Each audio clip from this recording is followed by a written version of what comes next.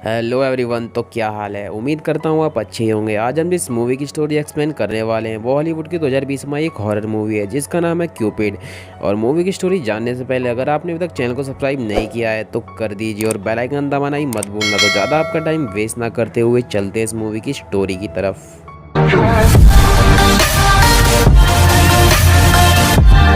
ये कहानी शुरू होती है एक शख्स से जो वैलेंटाइन डे के दिन एक लड़की को रेस्टोरेंट में डेट पर लाया होता है, जो उस लड़की को अपनी अमीरी के किस्से सुनाकर पका रहा होता है। और वो लड़की उससे परेशान होकर वॉशरूम जाने के बहाने से वहाँ से निकल लेती है।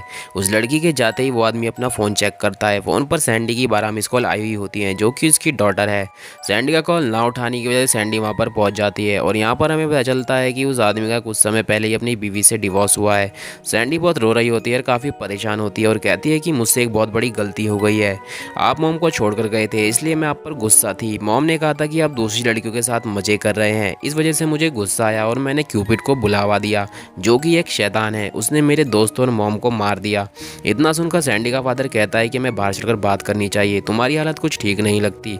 बाहर उन्हें वही लड़की मिलती है जो सैंडी के फादर के साथ डेट पर आई हुई होती है। वह बात कर ही रहे होते हैं कि अचानक उस लड़की की आंख में आकर एक तीर घुस जाता है और वो लड़की वहीं पर मर जाती है। वह दोनों जब ऊपर देखते हैं तो एक शैतान ऊपर उड़ रहा होता है। यह देखकर वे दोनों वहां से भाग जाते हैं। वह शैतान उस आदमी का पीछा करता रहता है। वह शैतान सैंडी के फादर के पैर में तीर मार देता है जिससे वह वहीं पर गिर जाता है और वह शैतान सैंडी का सिर पकड़कर उसके तीर में घुसा देता है जो शैतान ने उसके फादर के पैर में मारा होता है।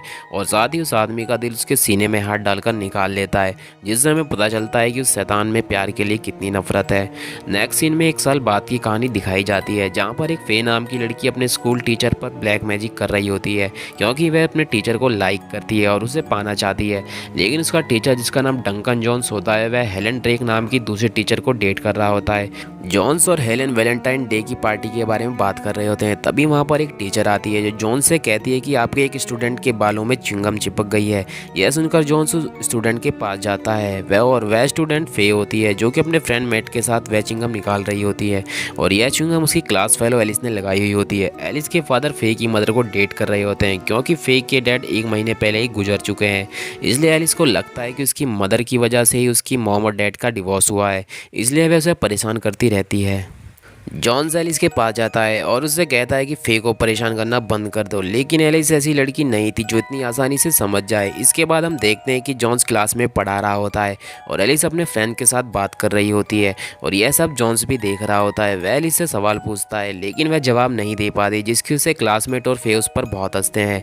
एलिस अपने टीचर जॉन्स का फ़ोन चुरा लेती है और अपने फ्रेंड्स के साथ मिलकर मिस्टर जॉन्स बनकर फे को मैसेज करती है। फे उसे मिस्टर जॉन्स समझकर रिप्लाई देती है। फे अपने घर पर ही होती है। वह फे से उसकी एक पिक्चर मांगती है। फे उसे अपनी एक सेल्फी भेज देती है लेकिन वह फे से एक बिना शर्ट की एक और सेल्फी मांगती है। फे उसे भी भेज देती है। एलिस उसकी पिक्चर देखकर अपने फ्रेंड्स के साथ उसका काफी मजाक उड़ाती है। अगले दिन वह सुबह जब स्कूल जाती है तो उसे लॉकर में एक लेटर और एक गुलाब का फूल रखा हुआ मिलता है और उस लेटर में लिखा होता है कि शाम को मुझे ऑफिस में मिलना। फे शाम को एक गुलाब लेकर जॉन्स के ऑफिस में पहुंच जाती है और जॉन से बात कर रही होती है। जॉन्स को उसकी बातें सुनकर काफ़ी अजीब लगता है और उसे घर जाने के लिए कहता है लेकिन वह जॉन को किस कर देती है जिससे जॉन उसे दूर हटा देता है और यह सब एलिस बाहर से अपने फ़ोन में रिकॉर्ड कर रही होती है। फे घर जाकर अपनी ब्लैक मैजिक बुक में देखती है कि कहीं उसने कुछ लव स्पेल को मिस तो नहीं कर दिया है।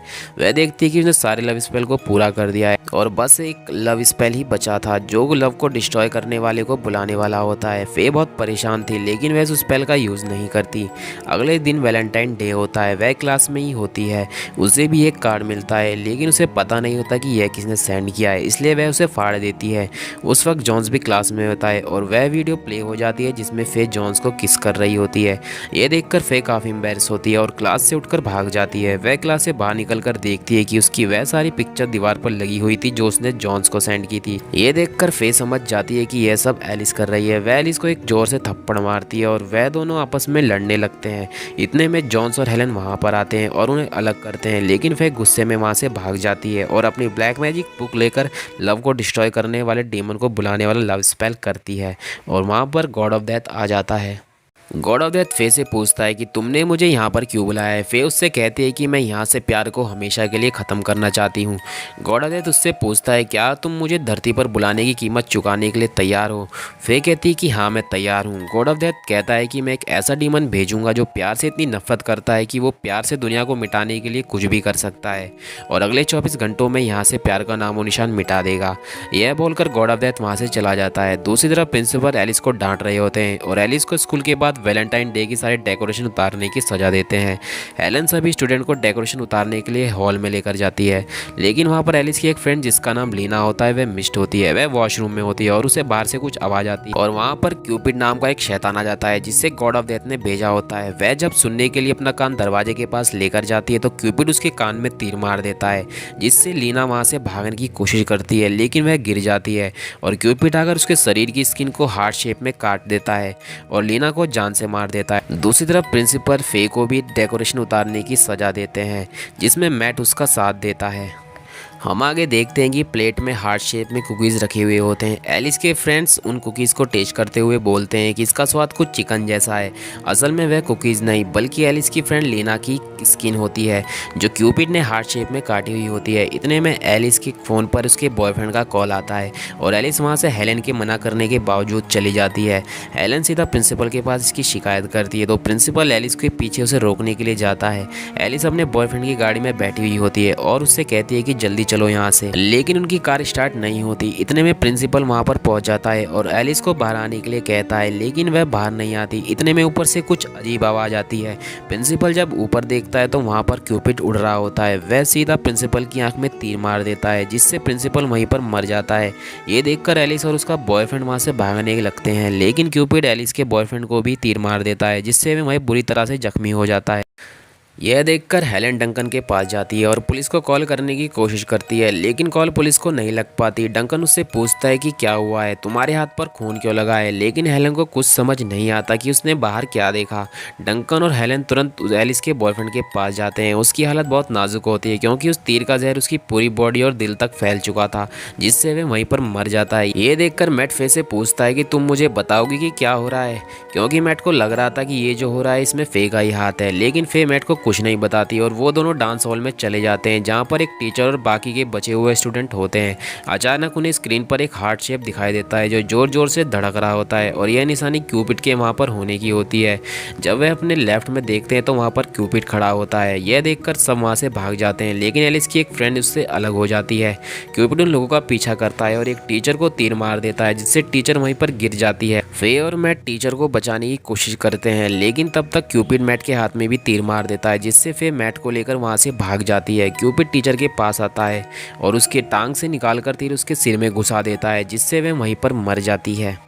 एलिस और उसका एक फ्रेंड भागते हुए साइंस लैब में पहुंच जाते हैं जहां पर एलिस को फे की ब्लैक मैजिक की बुक मिलती है जो फे ने वहां पर रखी हुई थी। दूसरी तरफ क्यूपिड एलिस की एक फ्रेंड को मौका पाकर उसे रोजेस की मदद से जान से मार देता है। हम आगे देखते हैं कि फे और मैट भागते हुए वॉशरूम में जाकर छिप जाते हैं। तब मैट फे से कहता है कि मैं मरने से पहले तुम्हें कुछ बताना चाहता हूँ। मैट कहता है कि मैं 5th ग्रेड से तुम्हें लाइक करता हूँ और वैलेंटाइन डे के पे जो तुम्हें कार्ड मिला था वो मैंने ही भेजा था। तब वे कहती है कि मुझे समझ नहीं आ रहा है कि मैं क्या बोलूँ, तुम मेरे छोटे भाई जैसे हो। इतने में एक आवाज़ आती है। वह टॉयलेट का गेट खोलकर देखते हैं तो वहाँ पर लीना की लाश पड़ी होती है जिसकी स्किन हार्ट शेप में कटी हुई होती है। तब उन्हें पता चलता है कि थोड़ी देर पहले जो हार्ट शेप कुकीज़ वो खा रहे थे वो लीना की स्किन थी। इतने में वहाँ पर ड्रैक और जॉन्स भी आ जाते हैं। जॉन्स मैट को हाथ में लगा तीर देखकर उसे साइंस लैब में चलने के लिए कहता है। जब वह साइंस लैब में जाते हैं तो वहाँ पर एलिस भी होती है और तब तक एलिस को सब पता चल चुका होता है कि यह सब फे ने किया है। वह सबके सामने फे को उसके बॉयफ्रेंड और उसके दोस्त की मौत का जिम्मेदार बताती है। तब फे भी मान लेती है कि इन सब की जिम्मेदार वही है। हम देखते हैं एलिस अपने एक दोस्त को लेकर बाकी बचे हुए दोस्तों को ढूंढने के लिए चली जाती है। वह दोनों डांसिंग हॉल में जाते हैं जहां पर क्यूपिड एलिस के फ्रेंड पर पीछे से हमला कर देता है और एलिस उसे वहीं छोड़कर भाग जाती है, जिससे क्यूपिड एलिस के फ्रेंड की गर्दन काटकर उसे वहीं पर जान से मार देता है। दूसरी तरफ जॉन्स मैट को जान बचाने के लिए हेलन से उसका हाथ काटने के लिए कहता है और स्टोर से लकड़ी काटने का ब्लेड लेकर मैट का हाथ काट देता है जिससे मैट की जान बच जाती है। वहीं जॉन्स फे के पास जाता है। इसके बाद क्यूपिड यहाँ से चला जाएगा। डंकन देखता है कि घड़ी में सिर्फ 12 बजने में 10 मिनट है और तब तक उन्हें बचकर रहना है। फे और जॉन्स मैट के हाथ की ब्लीडिंग रोकने के लिए बाहर से सामान लेने जाते हैं जहां पर उन्हें एलिस भी मिलती है जो कि बहुत घबराई हुई होती है। वो तीनों सामान ढूंढ ही रहे होते हैं कि अचानक हेलेन की चिल्लाने की आवाज़ आती है। वह भागकर डांसिंग हॉल में जाते हैं जहाँ पर क्यूपिड हेलेन को मारने वाला ही होता है। इतने में वह फिर से गॉड ऑफ डेथ को बुला लेती है और सबसे कहती है कि उसकी आंखों में ना देखे, अगर तुमने उसकी आंखों में देखा तो तुम्हारी आत्मा उसकी हो जाएगी। वह गॉड ऑफ डेथ से ये सब रोकने के लिए कहती है, लेकिन वो फे से अपना बलिदान देने के लिए कहता है क्योंकि अभी 24 घंटे पूरे नहीं हुए थे। और उसी वक्त एलिस गॉड ऑफ डेथ की आंखों में देख लेती है और तभी क्यूपिड आकर एलिस के सिर में तीर घुसा देता है और उसे वहीं पर जान से मार देता है। साथ ही 24 घंटे भी पूरे हो जाते हैं और वहाँ से क्यूपिड और गॉड ऑफ डेथ फाइनली चले जाते हैं। आगे हम देखते हैं कि चारों बच जाते हैं। हेलन मैट को लेकर हॉस्पिटल चली जाती है। जॉन्स और फे वहाँ पर रुककर पुलिस का वेट करते हैं, लेकिन तभी डंकन फे को किस कर देता है और कहता है कि शायद तुम्हारा काला जादू काम कर रहा है, जल्दी से रोकने के लिए कोई दूसरा मंत्र पढ़ो। इसके बाद यह मूवी यहाँ पर ख़त्म हो जाती है।